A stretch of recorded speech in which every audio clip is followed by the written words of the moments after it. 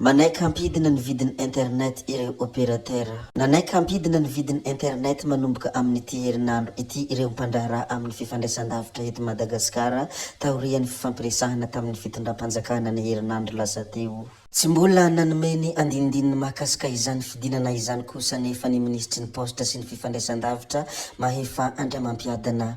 Milaza kosa izy fa ireo opératera no hamaritra ny vidin'ny internet araka ny fahafahan'izy ireo. Marikoditra momba ny jirama hoy Ra Johnson. Nilaza ny mpahay-toekarena Ra Johnson fa marikoditra amin'izay no tantarena taminy momba ny jirama izy.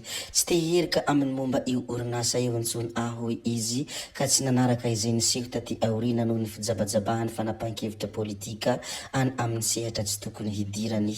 Naveriny Ra Johnson tamin'ny ranty nataony izay nozaraina taminy momba ny jirama fa nare fondation azy ankehitriny dia tsy hita soritra ny fahitsilana sy fahamarinana amin'ny resaka atao momba ny io jirama io.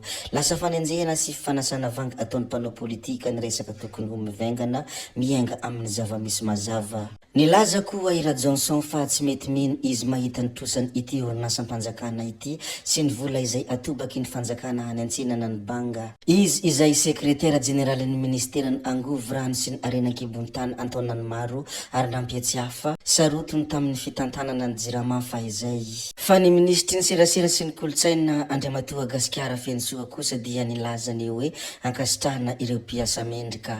Notolorany ministry ny serasera sy ny kolotsaina Gasikara Fensoa mara-pakasitrahana i Andomalala Fabienne ilay mpanao gazety ao amin'ny TVM. Izy moa dia izay nibatany amboara meilleur reportage Science TV tamin'ny Media Awards. Tsara ho marina moa fa sambany i Madagasikara no nandray anjara tamin'ity fifaninanana afrikanina lehibe ho an'ny radio sy fahitalavitra ity ary nitondra fandresena i Fabienne sy ny ekipany. Noderan'ny ministra ny ezaka nataony izy ireo sy ny fomba nitondrany avo ny voninahitry ny ministera sy ny ORTM. Nanentana koa izy ny mpiasa rehetra mba hiezaka hatrany satria omena fankasitrahana ny mpiasa mendrika. Ny manaraka izay ho zaraintsika ihany koa moa dia trangana fahamaizana trano 7 no mahitany Toliara. Ny trangana haitrano tao amin'ny fokontany Betania distrikany Toliara voalohany ny andro ny alatsinainy antoandro. Trano efitra iray avy miisa 7 no may ary kila daolo ny entana tao anatiny. Raha araka ny voalazan'ny loharanom-baovao moa dia voalaza fa niainga tamin'ny trano iray ny afo ary ny fitsokan'ny rivotra mafy be no nahatonga izany ny paritaka tamin'ny trano hafa. Ho faramparanantsika tanteraka moa ity video anankiray ity re tompoko vavy sy tompoko lahy koa dia ny hamaramparanansika azy moa dia hizara ity sarany ministry ny fitsarana ity izay sary navoaka ny farany.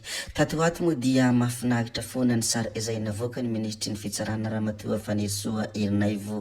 Tompoko vavy sy tompoko lahy, zay ihany koa no namarana ny video antsika koa dia makasitraka anareo na vitanay anao hatramin'ny farany ary mbola manentana anareo foana ny mbola hanaraka ny video manaraka izay alatsaka iato misesisesy. Zay fa tsy halavenay resaka hametra beloma izahay veloma vetivety amin'ny manaraka indray no manao ny misimisi veloma ary tompoko lahy veloma tompoko vavy.